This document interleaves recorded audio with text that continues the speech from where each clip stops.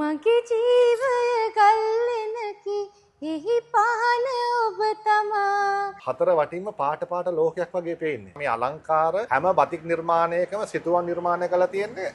රෙද්දේ මම පැන්සලෙන් අඳින්නේ නැතුව තමයි සිතුවම කරන්නේ. කතාව නවත්තන්නෙත් නැහැ වැඩ නවත්තන්නෙත් නැහැ. ඉතින් අම්මි මම නිදි කරනකොට සින්දු කිව්වා. සින්දුද කිව්වේ විරදුත. මිහිරි ගතිය ලලිත ගතිය සපිරුණු බවමය. වරදට සමාව දෙනවා නේ. ඇත්තටම භාවනාවක් වගේ. ලස්සනයිද? ගොඩක් ලස්සනයි. හිත නිවන කතා. පින්සල් පාවිච්චි කරලා තමයි මේ බතික් නිර්මාණ වර්ණ ගන්නවා. මීදුම නෙමෙයි. ඇත්තටම මේකේ තියෙන්නේ මිනිසුන්ගේ ශ්‍රමය විතරමයි. ගලනා සීත ජලේ දිලෙනා නිලට නිලේ. මම 2007 A level කරා. ගෙදරින් ඇඩ්මිෂන් සයින් කරන්න ගිහිල්ලා මගේ ගෙදරට ආපහු වෙනකොට මගේ ගෙදර සුදු කොඩි දාලා. මගේ අප්පච්චි නැති වෙලා. හැබැයි මම ජීවිතේ හිතුවේ එතනින් එහාට මම වැටුණොත් ආයිති මගේ අම්මිටත් කවුරුත් නෑ. අම්මි වෙනුවෙන් කවදා හරි දවසක ලෝකෙම දිනනවා කියලා හිතාගෙන. මට අත දීමට බෑ කී සැමට මම ස්තුතිවන්ත වෙමි. මොකද ඔවුන් නිසා මම තනිව නැගී සිටීමට පුරුදු වෙමි. ඔය කතාවත් ඒකම තමයි. අනිවාර්යයෙන්. එයා මට එක වචනයක් කිව්වා. ඉතින් ඔයා පුළුවන් නම් හදා ගන්නකෝ කිව්වා. මම ඉතින් ආඩම්බරෙන් කියනවා මම ඒ වෙනස කරා. ඔන්ලයින් තමයි බතික් උගන්වන්නේ. ඔව්. බතික් ගැන කිසිම දෙයක් දන්නේ නැති කෙනෙකුටත් මේ පාඨමාලාවට සම්බන්ධ වෙන්න පුළුවන්. හරියට බතික් ඉගෙන ගන්න ඔයා ගාවට එන අයට බොහොම ඉක්මනින් පුළුවන් වෙනවා පර්ස් එක දිහා බලන්න නැතුව සල්ලි වියදම් කරන්න. අනිවාර්යයෙන්. තද කරලා ඇන්දොත් ඔක්කොම වැක්ස් ටික එළියට වැක් කරනවා. එතකොට වැක්ස් බින්දු බින්දු වෙනවා, තද කරකට වැහි බින්දු බින්දු වෙනවා. ඔයාලට බනින්නෙත් මෙයා සින්දුවෙන්ද? හොරන්න මොනරා රන් මොනරිය හා නැලවෙන ප්‍රේම වසන්තයමි. හරි යන තැන් පාට පාටින් සැරසිලා පාත රටින් මම ආවේ උඩ රටින් මැනික කෙනෙක් හොයාගෙන. මම මේ ඉන්නේ මාතලේ. සාමාන්‍යයෙන් කතාවට අහලා තියෙනවානේ මාතලෙන් කෙල්ලක් කෙනෙක් අනිත් පැත්ත හරවලා කේතලෙන් මල්ලක් කියලා. හැබැයි මම ඒක අනිත් විදිහට කියන්නම් මං ආවේ කාතලෙන් මාන්තාවක් හොයාගෙන. ඒ කියන්නේ මාතලෙන් කාන්තාවක්. හැබැයි අර ගියපු උඩරට මැනිකේ කෙනෙක්. මේ බලන්නකො හැඩට ඉන්න හැටි. අද ඇයත් බතික්, මමත් බතික්, ඇගේ බතික් සහ මගේ බතික්, කිවිස් බතික් නේද? සාමාන්‍යයෙන් බතික් කියන්නේ කොහොමද නිර්මාණාත්මක දෙයක් නේ. ඒ නිර්මාණාත්මක බතික් කරන ඇගේ නම තමයි තිලිනි රත්නායක. තිලිනි නිර්මාණාත්මකව සහ ලස්සනට බතික් නිර්මාණය කරනවා. හැබැයි මේ බතික් නිර්මාණය කරන විදිහත් හරිම ලස්සනයි. මගේ ජීවය ගල්ලෙනකි එහි පහන ඔබ තමා. එය දල්වනු මැනහිනෙහි අද පෙම්ගිතෙල් දමා. වැළපීමට සැනසීමට භවයේ භවින් භවේ එකකීම කළොව ඇත්තේ ඒ ඔබගේ ආදරේ.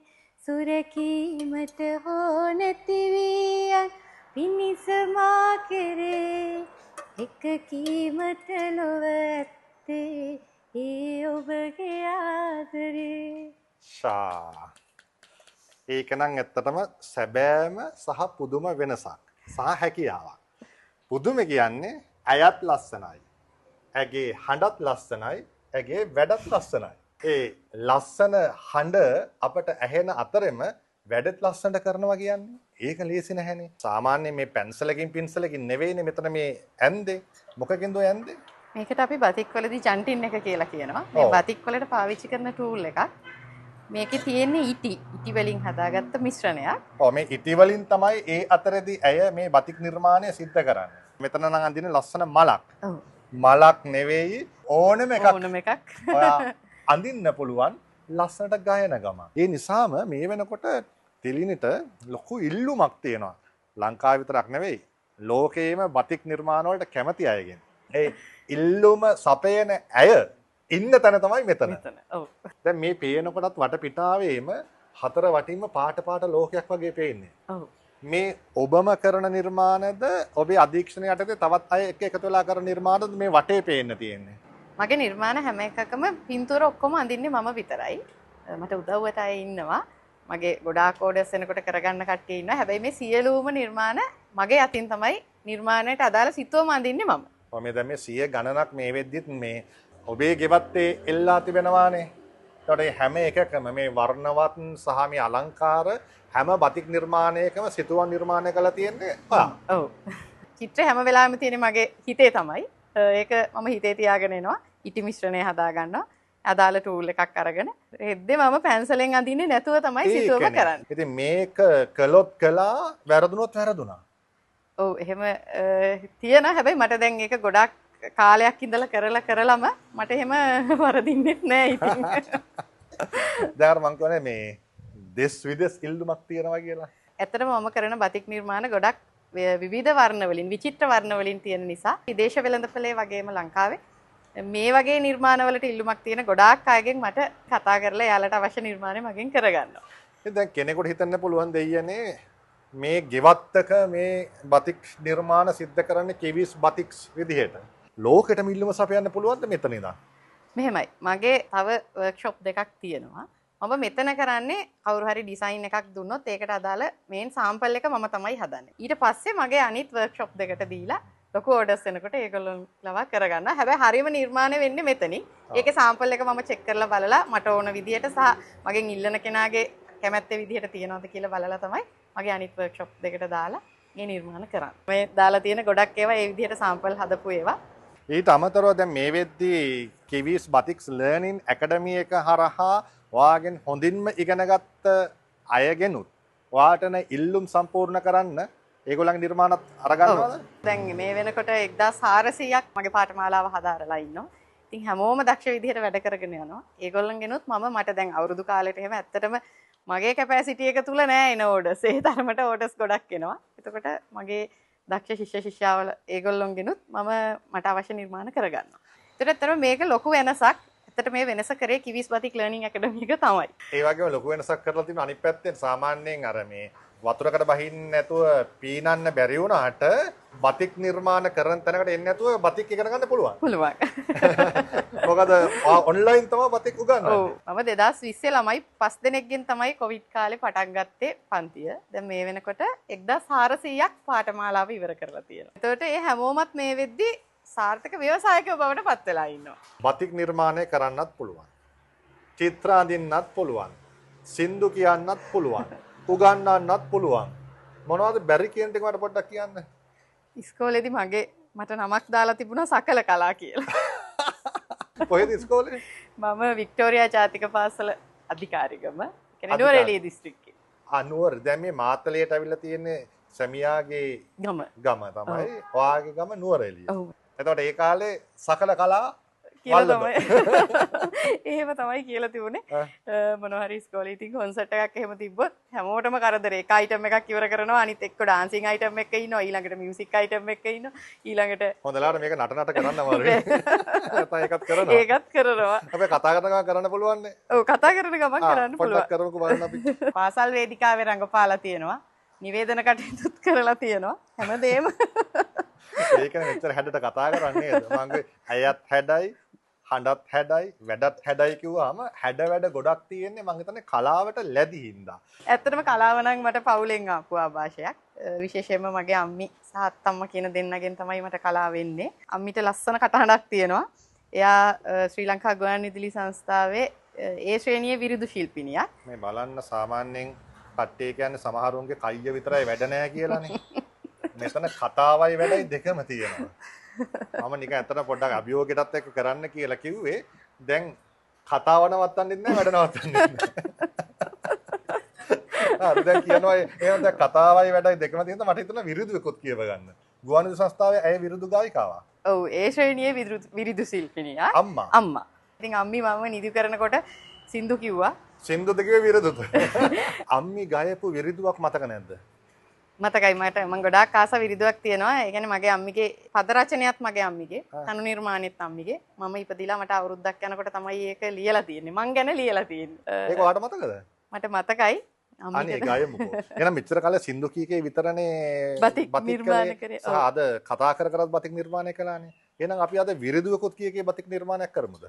පාවෙන නැල කැරලි ගොඩයි සවනේ වැක්කෙන මිහිරි හඬයි ජීවිතයම සුවඳ කරන නැවුම් කුසුඹ පිපුණු පිටයි පාළු ගතිය අලස ගතිය දැන් මගේ අසලක නැත්තේ මිහිරි ගතිය ලලිත ගතිය සපිරුණු බවම ඇත්තේ පුංචි දුවගේ සුරතල් බස් දිවියම වට කරගත්තේ සුවය මිහිර සොම්නසේ ඔක්කොම දැන් මගේ පැත්තේ. මොනවද කියන්නේ? බය නැතුව අභියෝගය බාර ගන්නවා. හැබැයි යාත්‍ර මේ නිර්මාණයත් සිද්ධ වෙනවා. අනිත් කෙනා කතා කළා කියලා වාට ගානක් නැහැ. දැන් මම මෙච්චර කතා කරනවා ඒක ප්‍රශ්නයක් නැහැ. නෑ. ඕක තමයි මම හිතන ලංකාවට පුරුදු කරන්න ඕනේ. මොකද කට්ටිය එකතු වුනහම කතාව විතරයිනේ. හැබැයි මෙතන අත එහෙම නෙවෙයි. මෙතනද වැඩ ගොඩක් වෙනවා. මේ බතික් නිර්මාණ ගැන කියනවා නම් මේක තමයි බතික් වලට අලුතෙන්ම ආවේ. අපේ බතික් කලාවට අලුතෙන්ම එකතු වුනේ මේ ජාවා බතික් කියන එක. මේකට කියන්නේ ජාවා බතික් කියලා. අපි මේක සිතුවම් බතික් කියලා තමයි ඒ කියන්නේ ජාවා දූපත් වලින් තමයි මේක අපේ රටට එන්නේ. ඉන්දුනීසියාවේ. දැන් අපි වෙන බතික් නිර්මාණ කරනකොට බතික් ඩයි එක ගිල්ලලා තමයි රෙදි වර්ණ ගන්නවා.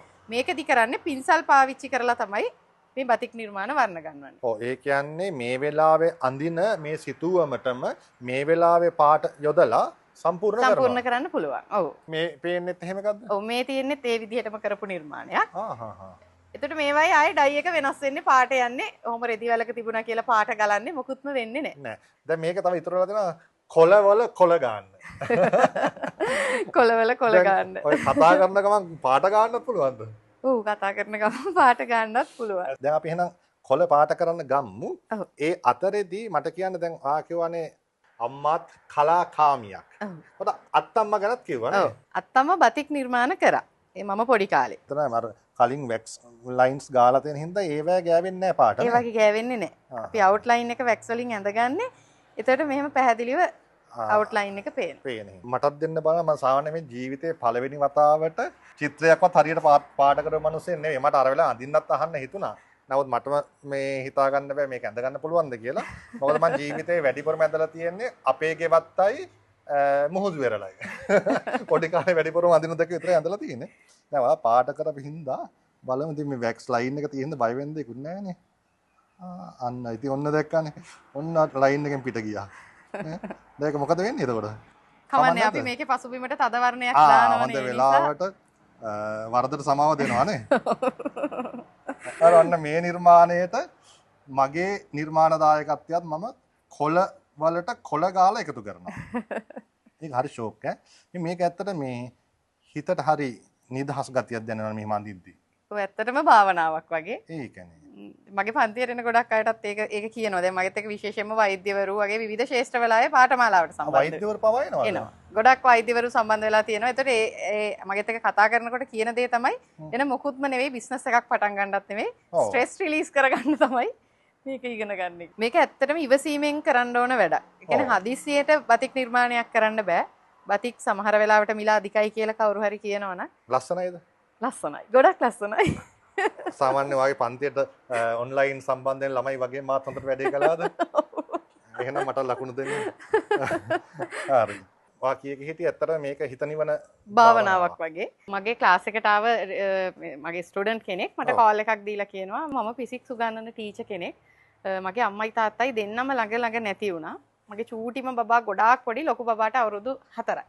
දැන් මට ඊට පස්සේ වේදනාව දරා ගන්න බැරුව මට බබාට ෆීඩ් කරගන්න විදිහක් නැහැ. කිරි නැති වුණා.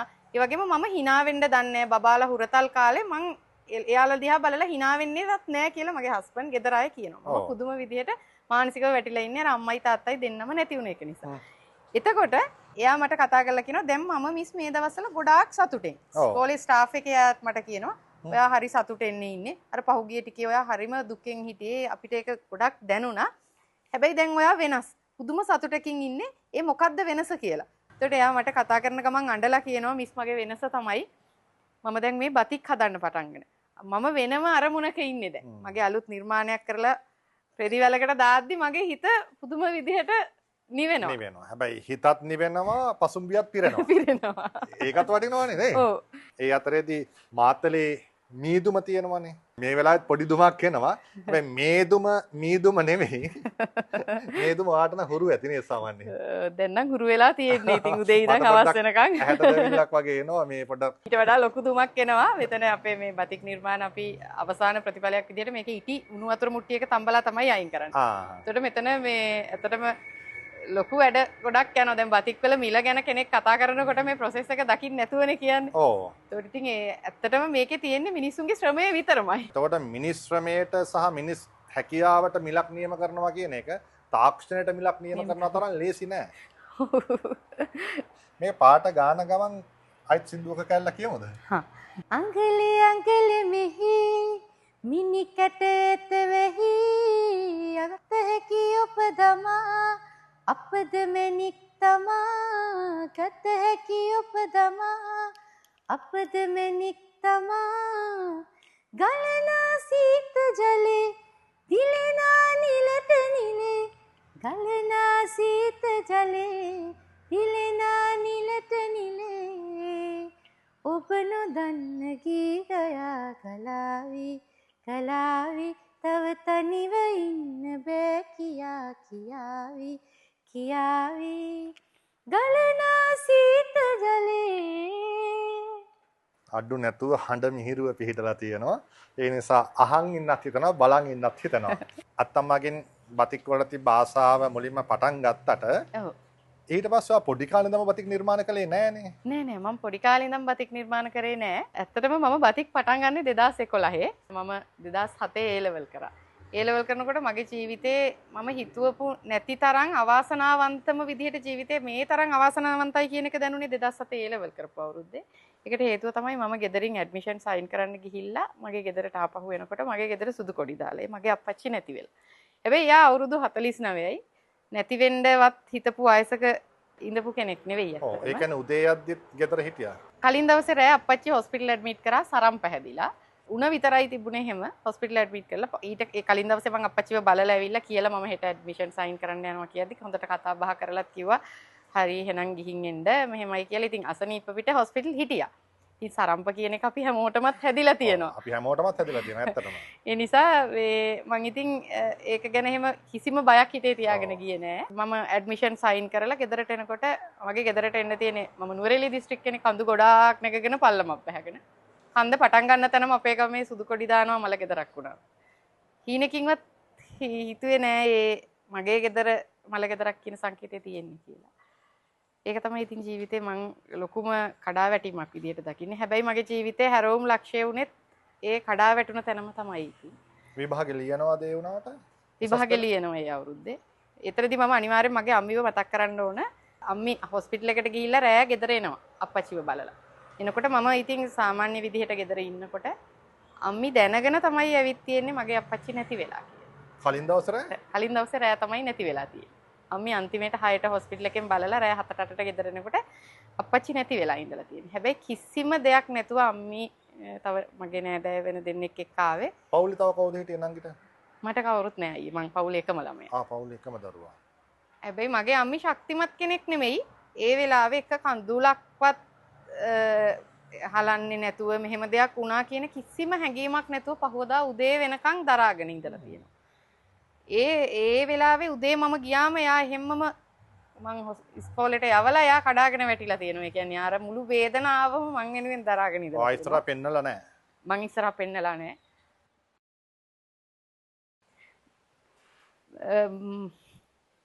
හැබැයි මම ජීවිතේ හිතුවේ එතනින් එහාට මම වැටුණොත් ආයිති මගේ අම්මිටත් කවුරුත් නැහැ.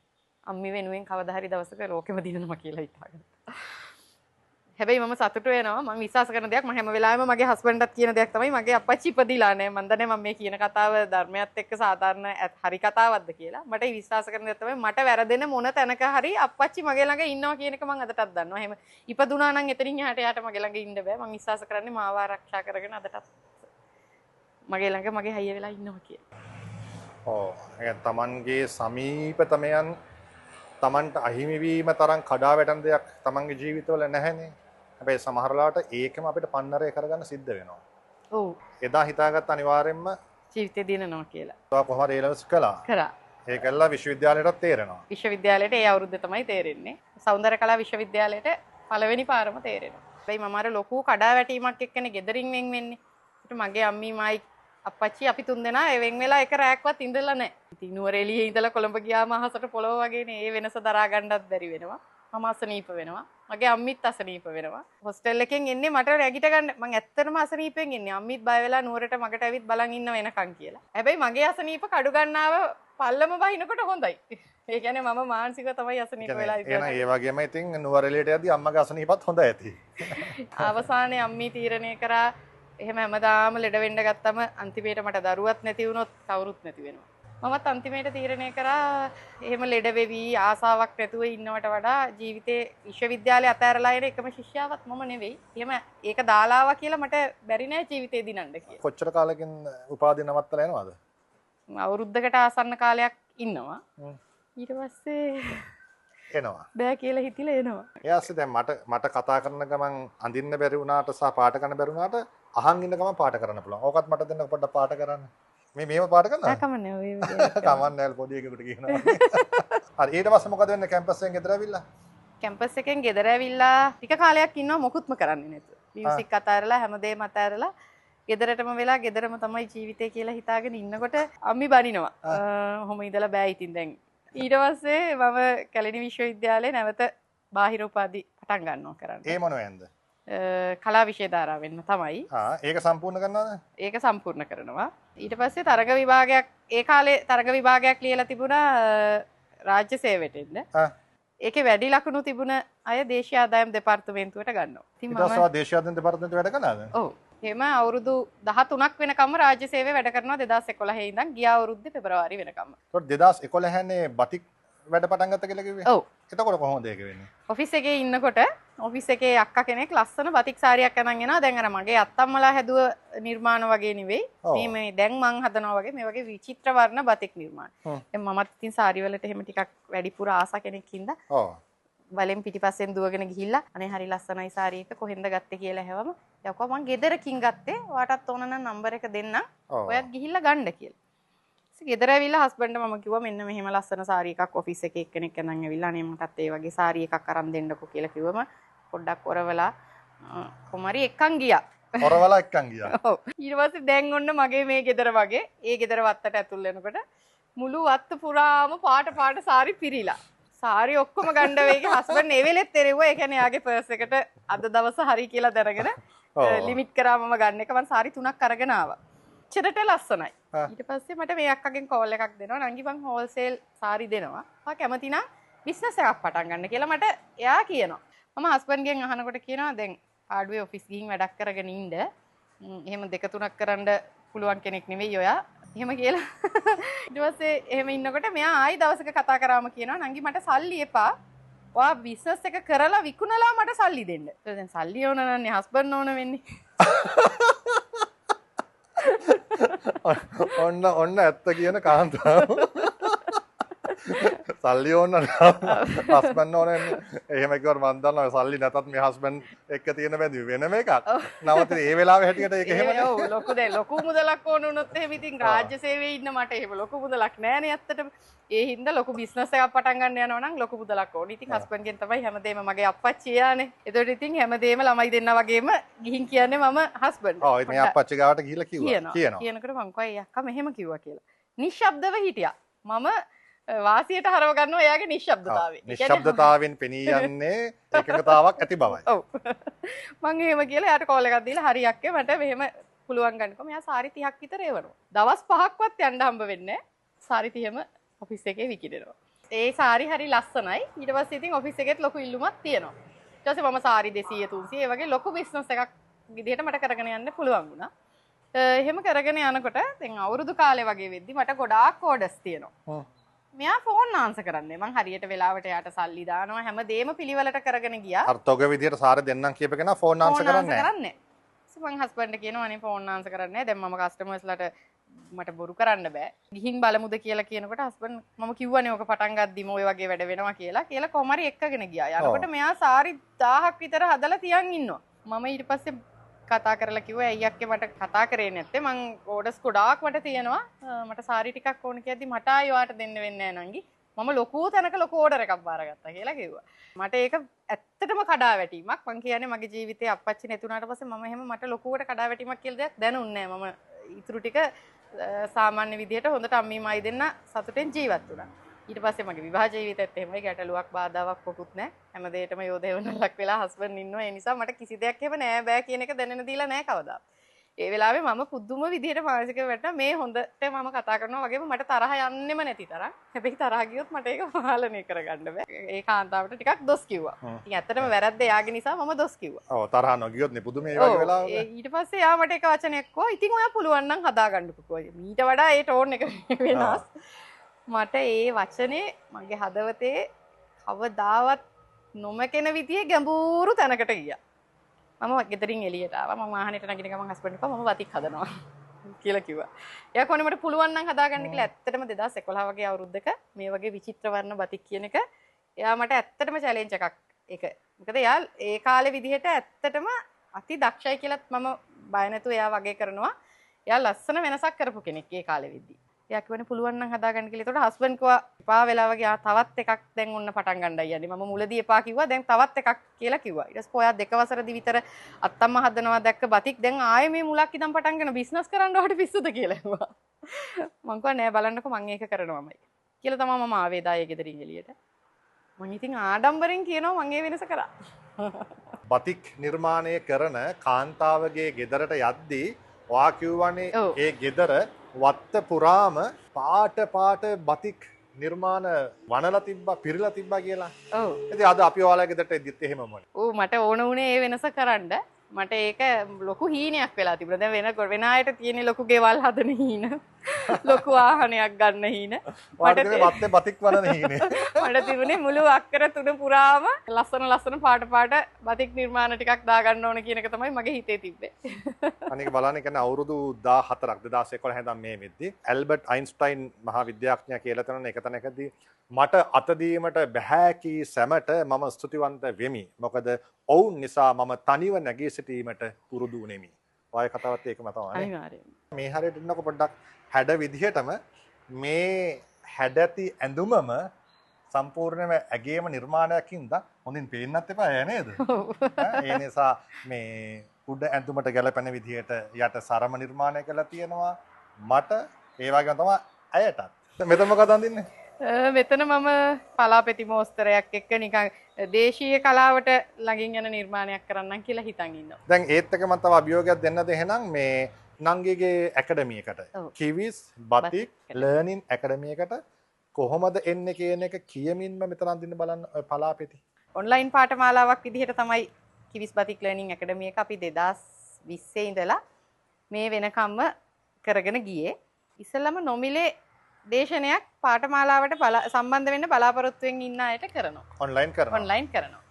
ඊට පස්සේ තමයි යාලට මේ බතික් කියන්නේ මොනවද කොහොමද මේක කරන්නේ මොන වගේ වපසරියක් ඕනද යාලට මේ වගේ බිස්නස් එකක් විදිහට කරනවා නම් මේ වර්ක්ෂොප් එක හදාගන්නේ කොහොමද? ඒ අදාළ දැනුම යාලට නොමිලේම ඉස්සෙල්ලම දෙනවා. එතකොට යාලා දැන් අතනන්ගේ මෙතනත් ඕගොල්ලන්ගේ ඉඩම නම් අතන මේ A9 පාරෙන් ගත්තාම මාතලේ මහනුවර පාරෙන් ගත්තාම නොපෙනෙන මානයකට තියෙනවා. නමුත් ඒ වුණාට බතික් හදන්න එච්චර ඉඩක් ඕනේ නැහැ. පර්චේස් 8ක් 10ක ඉන්න කෙනෙකුට හොඳටම මේ අපි කරන විදිහට බතික් නිර්මාණ කරන්න හොඳටම ප්‍රමාණවත්. පර්චේස් 8ක් 10ක් තිබ්බත් ඇති. ඇති. මගේ පාඨමාලාව කාලේ දවස් 4ක්. එතකොට බතික් වලට අදාළ ඒ කියන්නේ සරලම මූලිකම දැනුම බතික් ගැන කිසිම දෙයක් දන්නේ නැති කෙනෙකුටත් මේ පාඨමාලාවට සම්බන්ධ වෙන්න පුළුවන්. මොකද මම ඊටාම සරල ක්‍රමවේදයක් තමයි මේ බතික් වල තියෙන සංකීර්ණ කියන කොටස් ටික ඔක්කොම ඊටාම සරල කරලා තමයි මම උගන්වන්නේ. අනිත් එක තමයි පාඨමාලා කාලේ දින 4ක් වුණාට ඒගොල්ලෝ මේවා තනියම කරන්න පටන්ගෙන එයාලට ගැටලුවක් එන ඕනම අවස්ථාවක මම ඒගොල්ලොත් එක්ක ඉන්නවා ජීවිතේ දින්නකම්. අපිට තාක්ෂණයේ දියුණු හින්දා ඇත්තටම ඉස්සර වගේ කඩයක් ඕනේ නැහැ නේ බිස්නස් කරන්න. ඔව්. ඒත් ඒ ක්‍රමවේදයන් අනුගමනය කරලා කොහොමද බිස්නස් එක දියුණු කරගන්නේ? ඒ හැම දෙයකටම අදාළ දැනුම කිවිස් බතික් ලර්නින් ඇකඩමි එක හරහා අපිත් එක්ක සම්බන්ධ වෙන අයට දෙනවා. ඒතර ඒකෙදී ඕන කරන මූලිකම දැනුම චිත්‍ර ඇඳීමේ හැකියාව වගේ එකක් නෑ. නෑ මෙහෙමයි චිත්‍ර බැරි කෙනෙකුටත් බතික් නිර්මාණ කරන්න පුළුවන් කියන එක මම අපේ පාඨමාලාවෙම පෙන්눔 කරලා තියෙනවා. ඒකට හේතුව තමයි දැන් මේ සාම්ප්‍රදායික රටා ඇරෙනකොට මම කරපු සමහර නිර්මාණ තියෙනවා. ඒ වගේ තියෙන්නේ සමහර වෙලාවට ත්‍රිකෝණ බෝල කොටු. ඒවත් පිළිවෙලට ඉරි ගහලා ඇඳපු ඒවා නෙමෙයි. ඒ අපි වගේ අය ගැන හිතලා තමයි ඒ වගේ ඒවා තියෙන්නේ. අපි චිත්‍ර බෑ කියලා හිතන අයට. අපි ළඟ තියෙනවනේ විශාල වර්ණ ප්‍රමාණයක් සාමාන්‍යයෙන් මේ අපේ ඩයි එක පාට 200කට 300කට එහා ගිය වර්ණ ප්‍රමාණයක් තියෙනවා. මේ වර්ණ වලින් තමයි අපි ඇත්තටම ඒ විචිත්‍රත්වය කරන්නේ. ඒතර චිත්‍රයක් හරියට අඳින්න පුළුවන් කෙනාට ලොකු වැඩක් කරන්න පුළුවන්. බැරි කෙනාටත් බතික් කරන්න පුළුවන්. මේ තියෙන වෝල් හැංගර්ස් වල එහෙම තියෙන්නේ. මගේ බබාටත් පුළුවන් මේක කපාටකේ තියෙන. ඔව් නේ. මල අඳින්න. ඩයි එක දැම්මම ඔව් ඒක මටත් පුළුවන්. මගේ බබාටත් පුළුවන් ඒක මටත් පුළුවන්. ඔන්ලයින් පාඨමාලාව හදාරපු අයටත් හොඳ ඉල්ලුමක් සහිතව මේ ව්‍යාපාරය කරගෙන යන්න පුළුවන් වෙලා තියෙනවා. ඔව් අතිසාර්ථක ගමනක් ගිහින් ඉන්නවා. දැන් අපේ පන්තියට සම්බන්ධ වුණා. ඒ අතර නංගි කෝදෙන්න බලන්න මේ පළමු වතාවට මේකට කියන්නේ මොකද්ද? වැක්ස් ෆනල් කියලා කියන්නේ අපි. කුණීලියක් මේකෙන් ඔන්න කමන්නේ. මේක වෙන වැඩකට නම් ගන්න වෙන්නේ නැහැ නංගි. ඒක අපිට මේවා අයින් කරන්නත් පුළුවන්. අනවශ්‍ය විදියට වැටෙන ඉතිවත් කරගන්න හැටිත් පාඨමාලාවෙම කියලා දෙනවා. පාඨමාලාවෙත් මෙහෙම වැරදි කරන අය ඉන්නවනේ නේ. ඔව් පුරුදු වෙන අයට වැරදෙනවනේ එතකොට. ඒක කියලා දෙනවා. ඔන්න බෝලයක් ඇඳා. ඊට පස්සේ පලා පෙති අඳිනවා. ඔන්න පෙති අඳිනවා. ඇඳනවනේ නංගි. හැබැයි මේක අල්ලන්නේ ඔහොම නෙවෙයි. මේක අල්ලන්න ඕන. එහෙම බුරුල් කරලා නිකන් අල්ලගෙන අපි අඳින ගමන් තමයි මේ උඩින් මෙතනින් පොඩි ටච් එකක් දෙන්නේ. එතකොට තමයි වැක්ස් බින්දු බින්දු. නැත්තම් මෙතන මේ තද කරලා ඇඳොත් ඔක්කොම වැක්ස් ටික එළියට වැක් කරනවා. එතකොට වැක්ස් බින්දු බින්දු වෙනවා, තද කරකට වැහි බින්දු බින්දු වෙනවා. මේක නම් ඇත්තට දවසක් විතර මේ ප්‍රැක්ටිස් එකක් ඕන. දැන් බලන්නකෝ ඕන්න සංසන්දනයක් පෙන්වන්න මම ඇඳපු එක සහ මේ නංගි ඇඳපු නිර්මාණය අතර තියෙන වෙනස ඒකෙන් තේරුම් ගන්න පුළුවන් හැකියාව සහ නොහැකියාව කියන්නේ මොකක්ද කියලා. මට ආස වුණා. පුළුවන් අඳින්න මේ ඇඳලා තියෙන ලස්සනට. හිත සනසන්න කියන කතා. හිත නිවන කතා. හිත නිවන කතා. ඔව් මොකක්ද නංගිට කියන්නේ කතාව? මම කියන්නේ මේ මගේ පාඨමාලාවට ඉතින් විවිධ අය සම්බන්ධ වෙනවනේ. ඒ හින්දා ඒගොල්ලෝ කියන කතා ගොඩාක් තියෙනවා කියන්නේ. එතන මට විශේෂ වුණ සිද්ධියක් තමයි බුත්තල මොනරාගල වගේ දුෂ්කර පැත්තක මට කතා කරලා ඇහුව එකම දේ මිස් මට මේ බඩු ටික ගන්න පුළුවන් වෙයිද කොහෙන් හරි අපේ පැත්තේ. මම ඉන්නේ ගොඩාක් ඇතුලේ ගමක. ඒකට මට ඔය කියන අමුද්‍රව්‍ය ගන්න තැනක් මේ අපේ පැත්තේ තියෙයිද දන්නේ නැහැ කියලා කිව්වා. ඊට පස්සේ මං කිව්වා ඒකත් අපි ඔන්ලයින් ගෙන්න ගන්නෙ. දැන් හැමදේම දියුණු හින්දා කොළඹ තමයි තියෙන්නේ. මමත් මාතලේනේ. ඒතර මම කොළඹ යන්නෙත් නැහැ. මට දැන් බඩු ටික ගෙන්න ගන්න කුරිය කරලා ගෙන්න ගත්තා 800ක් විතර යන්නේ. ඒතර දැන් අද කාලේ 800ට මට කොළඹ ගිහින් එන්න බෑනේ ඇත්තටම. මේ ඒ නිසා ඔයාලට කුරිය කරලා බඩු ගෙන්න ගන්න පුළුවන් කිසිම ප්‍රශ්නයක් නැහැ. ඔයා මොන තරම් දුරක හිටියද කිව්වා. එහෙනම් මං මිස් එනවා. හැබැයි තව දෙයක් කියන්න තියෙනවා. මට මේ වෙලාවේ පන්තියට සම්බන්ධ වෙන්න සල්ලි නැහැ. මං ඒ නිසා මේ මගේ මාළේ උගස් කරලා තමයි එන්නේ. බැරි වෙලා හරි මේක කරලා මට මාළේ බේර ගන්න පුළුවන්. මහත්තයාට හොරෙන් තමයි මම මාළේ උගස් කරන්නේ. මම කිව්වා අනිවාර්යෙන් පුළුවන්. මම විශ්වාසයෙන් කියනවා. මොකද ඉතින් දැන් ගොඩක් අය වැඩ කරගෙන යනකොට මම දන්නවනේ යාළුවා මාසේ මෙන්න මෙච්චර ගාණක් හම්බ කරා මෙච්චරක් කරා කියලා කියනවා මට. ඉතින් සතුට මගෙත් එක්ක බෙදා ගන්නවා. ඒ නිසා මම දන්නවා පුළුවන් කියලා. ඊට පස්සේ පුළුවන් කිව්වා මෙයා පන්තියට ආවා. ඊට දැන් WhatsApp එහෙම group හදාගෙන දැන් බිස්නස් කරන් යනවා. ස්ටේටස් දානවා සාරි අර මම වගේම එයාත් රෙදිවැල් වල දානවා. එයා කියනවා එයාගේ ගමේ මිනිස්සු ඇවිල්ලා ඉනට අත් දෙක තියාගෙන ගෙදර වත්ත දිහා බලන් ඉන්නවා. මට වැඩ බැරි වෙයිද දන්නේ නැහැ මිස් ඇස්සෝ වෙදිනවා. එච්චරකට මිනිස්සු පුදුම වෙලා බලන් ඉන්නවලු මෙහෙම වැඩක් කරන්නේ කොහොමද? කොහොම ඉන්නකොට දැන් මෙයා ස්ටේටස් දානවා ප්‍රසිද්ධ විවිධ රෙස්ටොරන්ට් වලට ගිහිල්ලා දානවා. ඒතර මං අහනවා "ඇයි වැඩ මං සාමාන්‍යයෙන් වැඩ කරන්නේ නැති ඇත්ත එක පොඩ්ඩක් තරහයි. මම ටිකක් කරදර කරලා වැඩ කරනවද කියලාත් හොයලා බලනවා." එහෙම හොයලා බලනකොට මං "ඇයි මොකද මේ දවස්වල එහෙම ගමන් යනවා වැඩ නැද්ද?" ඒතර අනේ මිස්ට කියන කතාවක් තියෙනවා. ඉස්සර මම ටවුන් එකට යනකොට ඔය ආයතන වල කියන්නේ ඔය කියන ෂොප් ළඟින් ඒ ඔය රෙස්ටොරන්ට් ළඟින් යනකොට මගේ බබාලා කෑම් බීම එහෙම අරන් දෙන්න කියලා ඉල්ලනවා. හැබැයි එහෙම 3-4000ක් වියදම් කරලා ඒගොල්ලොන්ට එදා දවසේ කෑම බීම අරන් දුන්නොත් ඒ වගේ තැනකින් මට ඒ සතියෙම මේ බබාලව ඉස්කෝලේ යවන්න හවස පන්තියකට ඉඳිදි බනිස් එකක් කන්නවත් සල්ලි දෙන්න තරම් නැති කෙනෙක් මං. ඒ නිසා මං එතන බස් හෝල්ට් එකෙන්වත් බහින්නේ නැහැ. හැබැයි මිස් මම දැන් අපේ බබාලා කියනවා මගේ යාළුවෝ උතනින් කෑවා කියනවා ළමයි කියනවා. ඉතින් මම දැන් පර්ස් එක දිහා බලන්නේ නැතුව වියදම් කරන කෙනෙක්. එච්චරකට මම සාධාරණව හම්බ කරනවා මිස්ට හුඟක් පිං කියලා කියන ඉතින් මං ඇත්තටම අම්මා කෙනෙක්ගේ සිතුවිල්ල හරි වටිනවනේ තමන්ගේ දරුවා වෙනුවෙන් යාට දෙයක් කරන්න පුළුවන් කියලා දැනෙන දේ. එතනත් මම පුංචි හරි තැනක කොටස්කාරයෙක් වෙලා ඉන්නවා කියලා නිහතමානී ආඩම්බරකමක් තියෙනවා ඉතින්. ඒ කියන්නේ හරියට බතික් ඉගෙන ගන්න ඔයා ගාවට එන අයට බොහොම ඉක්මනින් පුළුවන් වෙනවා පර්ස් එක දිහා බලන්න නැතුව සල්ලි වියදම් කරන්න. අනිවාර්යයෙන්. මම ඒක විශ්වාසයෙන් කියනවා. ගොඩක් අය මට ඒක ඔප්පු කරලා පෙන්නලා තියෙනවා. ඒ හැමෝගේම කතාව අලුත් වෙලා ඇති.